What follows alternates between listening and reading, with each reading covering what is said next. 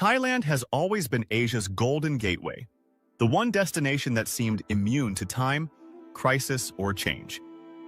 But in 2025, the cracks are finally showing, and they run deeper than anyone expected. For decades, Thailand's tourism economy felt unstoppable. It was the country that turned hospitality into an art form and adventure into an export. But beneath the glow of temples and the neon of nightlife, a silent dependency was forming, one that would eventually become its greatest weakness. What began as a global success story is now turning into a regional cautionary tale. And what's happening here in Thailand could soon reshape travel across all of Asia. It started with empty planes, then with quiet beaches, and finally, with hotel lights that no longer needed to stay on. For the first time in a generation, Thailand's biggest cities and smallest islands are feeling the weight of a global tourism slowdown that refuses to reverse. The numbers tell one story, arrivals dropping, revenues shrinking, but the streets tell another. There's a sense of fatigue, like a country holding its breath between what it was and what it must become. To understand how Thailand reached this point, you have to go back to what made it powerful in the first place. Tourism wasn't just an industry here, it was an identity. It built highways, airports, and entire coastal towns out of sand and imagination. It gave Thailand influence far beyond its borders, soft power earned through smiles, culture, and open arms. But that success came at a price. Over time, tourism stopped being a boost and started becoming a dependence. When the world slowed down, Thailand didn't just lose visitors. It lost the rhythm that kept its heart beating. The early warning signs were ignored. Rising prices, saturated cities, unbalanced policies, each small shift chipped away at the foundation. Then came the global uncertainty that made people cautious, followed by the travel fatigue that changed what tourists look for. The same travelers who once saw Thailand as their first escape began searching for somewhere quieter, cheaper, or newer. Places like Vietnam, Indonesia, and Cambodia began offering similar warmth with fresher allure. The balance of power in Southeast Asian tourism started to move. But Thailand's deeper challenge isn't competition, it's complacency. When a country builds its success on being everyone's favorite, it risks being no one's priority. Bangkok, Phuket, and Pattaya still shine, but their gloss now hides the anxiety of an industry waiting for a miracle. Hotel owners talk about soft seasons that never end. Taxi drivers wait hours for a single fare. Beach vendors stare out at waves that once carried opportunity. Even the luxury sector isn't immune.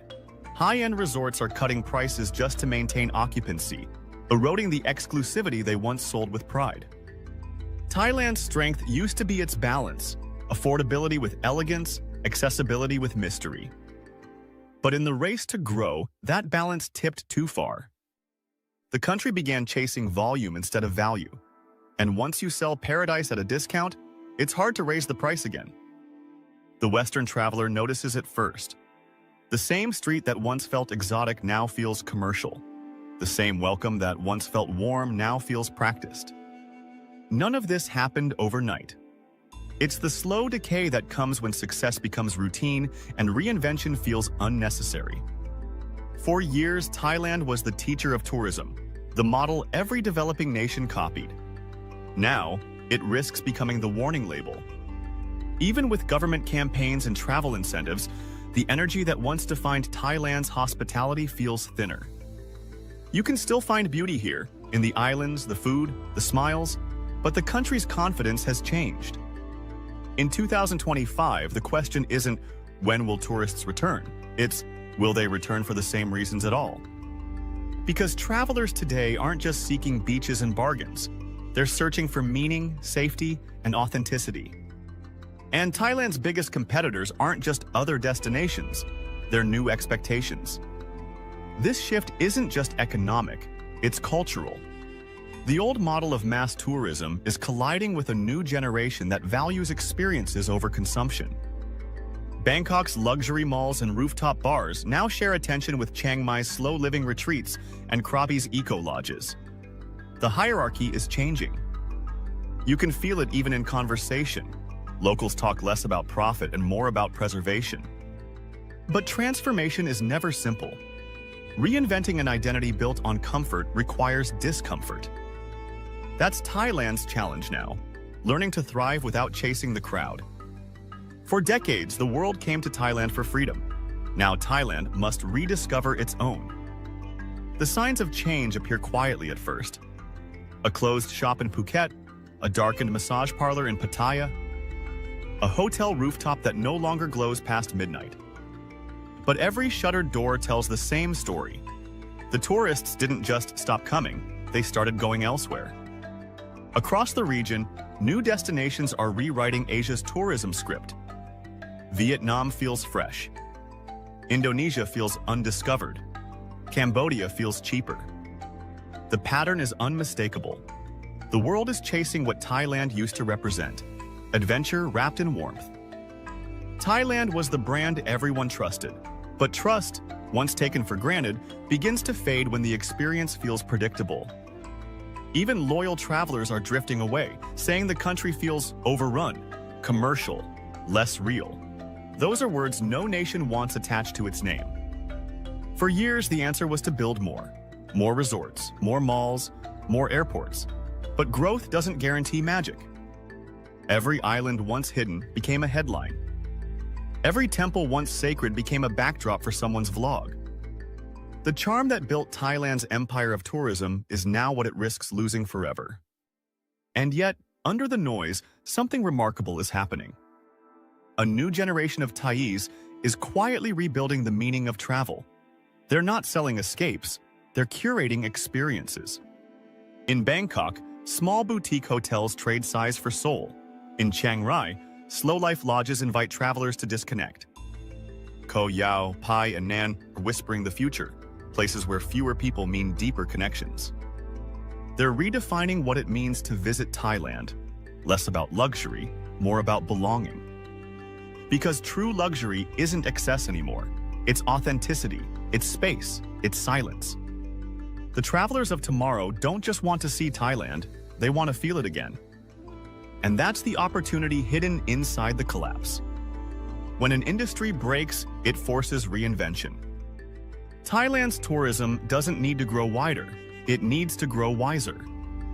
If it succeeds, it could lead Asia again, not by being the cheapest, but by being the most meaningful. But failure would echo far beyond its borders. Across Southeast Asia, millions watch what happens next. Because Thailand isn't just a country, it's a symbol.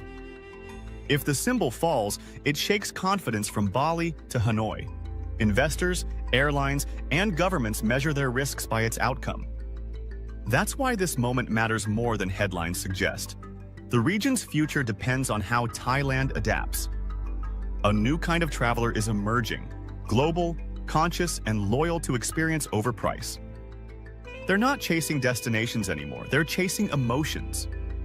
Thailand must learn to give them that again, not through spectacle, but through sincerity. Because what made this country special wasn't just beauty, it was balance. The balance between chaos and calm, between luxury and life, between welcome and wonder. When you walked its streets, you didn't just visit, you felt seen. That feeling built an empire of return visitors that money alone can't buy. To bring them back, Thailand must rediscover that human heartbeat. It has to stop selling escape and start selling understanding. The same energy that made it Asia's playground can make it Asia's teacher, if it dares to evolve. Change isn't failure, it's evolution under pressure. Just as coral reefs regrow after storms, so too can tourism rebuild from silence. The fall of 2025 may one day be remembered not as a collapse, but as a cleansing. The world doesn't need another postcard, it needs perspective. And Thailand, for all its bruises, still holds the perspective Asia can learn from. It's the reminder that beauty must be earned, not consumed, that culture must be lived, not sold. The beaches will fill again, the plains will return, but the question is, what version of Thailand will they find when they do? Because if the country listens, adapts, and simplifies, it can lead again, not through numbers, but through nuance. It can become the example of sustainable recovery that turns a fall into a foundation. For travelers, that means a deeper reward. The Thailand of the future won't just entertain you, it will change you. It will be less about selfies and more about silence, less about the rush and more about the realization that paradise isn't lost. It's just learning how to breathe again. That's the final truth hidden inside the collapse. Sometimes a country has to break its image to rediscover its soul. And when Thailand finds that balance once more, the rest of Asia will follow. Because this has never been just about tourism. It's about identity, resilience, and what happens when beauty stops trying to impress and starts trying to heal. The collapse was never the end. It was the invitation to begin again, on purpose this time.